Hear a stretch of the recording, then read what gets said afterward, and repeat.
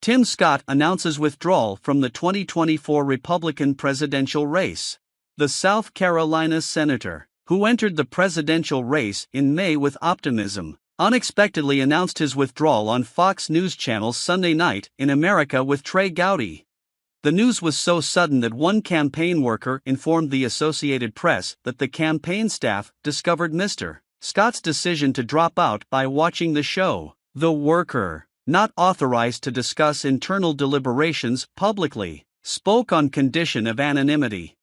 "I love America more today than I did on May 22, Mr. Scott said on Sunday, but when I go back to Iowa, it will not be as a presidential candidate. I am suspending my campaign. I think the voters who are the most remarkable people on the planet have been really clear that they're telling me, not now, Tim."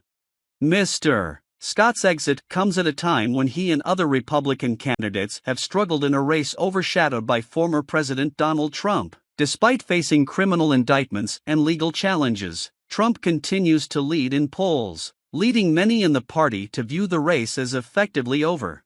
Mr. Scott, despite significant financial support from high-profile donors, had difficulty gaining traction in polls. His positive campaign approach often left him overshadowed by other candidates, especially on the debate stage, where he seemed to fade into the background.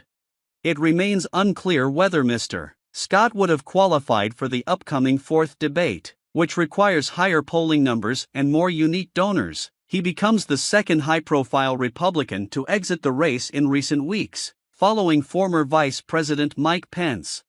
Mr. Scott, ruling out endorsing any remaining Republican rivals, stated, "The voters are really smart. The best way for me to be helpful is to not weigh in on who they should endorse." He also indicated that serving as vice president was not on his agenda.